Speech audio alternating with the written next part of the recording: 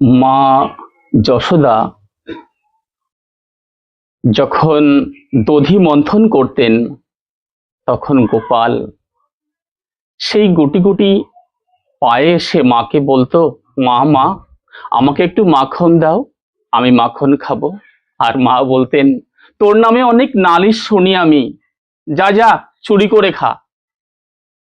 তো এই যে মায়ের সঙ্গে যে গোপালের বাৎসল্য প্রেম, এই প্রেমকে দর্শন করেছিলেন অনেক সাধু। তারা এই প্রেম, এই লীলাকে তারা গুণকীর্তন করেছিলেন, ভজন করেছিলেন, তারা লিপিবদ্ধ করেছিলেন। যেমন সুরদাসজি, তিনি অন্ধ ছিলেন, তিনি অন্ধ থেকেও গোপালের অনেক ভজন তিনি গেয়েছিলেন।